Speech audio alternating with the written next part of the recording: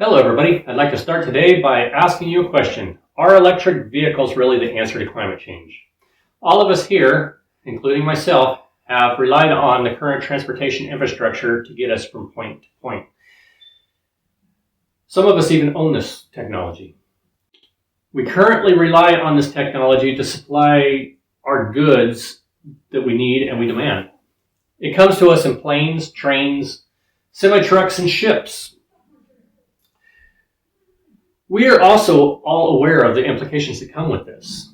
I'm talking about our carbon footprint and the current proposed solution to becoming carbon neutral. At the top of this list of solutions is replacing our current internal combustion engines with electric ones. In this speech, I would like to go over the problems that electric vehicles present and an alternative solution to those. The problem is that we produce way too much carbon to continue to support life as we perceive it. According to an article written in 2022 by Symington, a visual capitalist, there are three main countries that are the main contributors to the carbon problem that is released in our world. Symington stated that China is the leading producer of carbon, and they produce approximately 27% as of 2021. Symington also states that the United States is not far behind that as being the biggest producer of carbon. He also states that the European Union is the third largest producer right behind the United States. In my survey, I asked if climate change was caused primarily by fossil fuel burning vehicles. The results are as follows. 5 of the 10 respondents agreed, and they may have misinterpreted my question. 3 were neutral, and 2 were correct. The reason they were correct, in my opinion, is that burning fossil fuels in general are the primary cause of climate change, not fossil fuel vehicles per se. In fact, an article written by the EPA in August 2022 titled Sources of Greenhouse Gas Emissions, only 27% is from all forms of transportation, from the air to the sea. Now that I have shared with you the problem, I'd like to discuss the effects of jumping into a solution without knowing the complete details. Right now, we are being told that battery-powered electric vehicles are our best option to have clean air. Producing an electric vehicle produces more carbon than producing a gas-powered vehicle, according to an article released by the EPA on October 22, titled Electric Vehicle Myths. According to the MIT Climate Portal in 2022, about 15 tons of CO2 is produced from extracting lithium from the ground. Just 1 ton of lithium. MIT also claims that Tesla releases up to 16 tons of CO2 to produce 1 Model 3 battery. And that is CO2 produced beyond the extraction of the lithium needed for the battery. The EPA's November article states that 25% of carbon release can be attributed to power production. Without updating our entire energy infrastructure, a portion of the 27% attributed to transportation will be transferred from transportation to our power production, not improving anything. And lastly, in an article from Engineering Technology, written in 2016 by Logran, charging lithium batteries produces dozens of toxic gases, including carbon monoxide.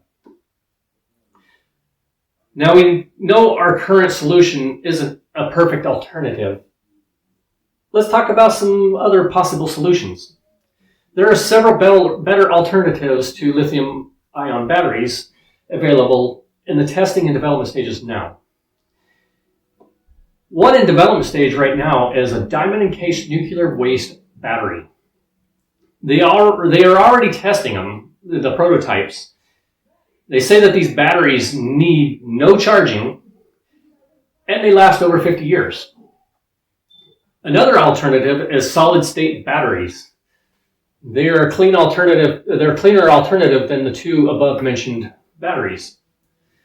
These work like capacitors. They store electricity and release it as it's needed. Further development in internal combustion engines is another option. There is research on various combustion engines that have an efficiency rating of 80 to 95%. This would in turn release a substantially less amount of carbon compared to our current 40% efficiency internal combustion engines.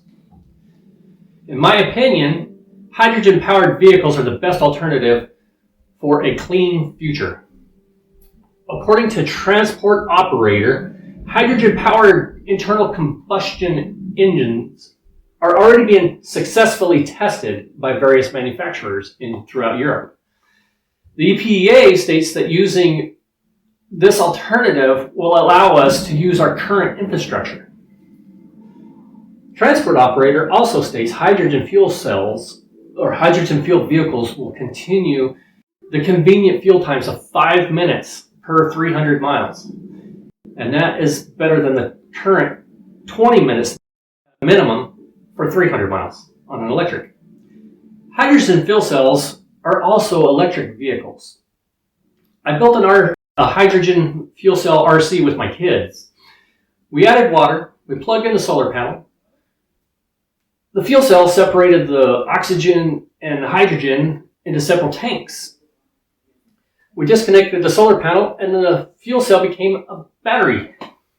Combining the hydrogen and the oxygen, which made water, also produced power to power the RC.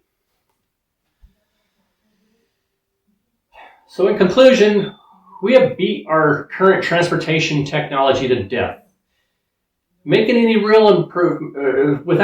real improvements. I just hope that we don't do the same with our current new technology. I'm impressed that Tesla and other companies have made great strides to make clean air vehicles possible.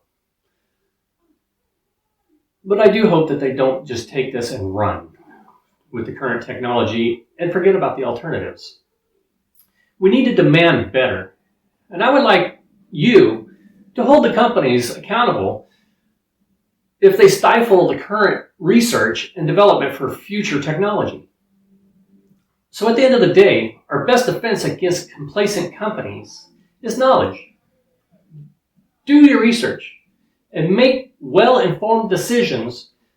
Don't just settle for what's handed to you, because we can have a clean environment and our conveniences both together.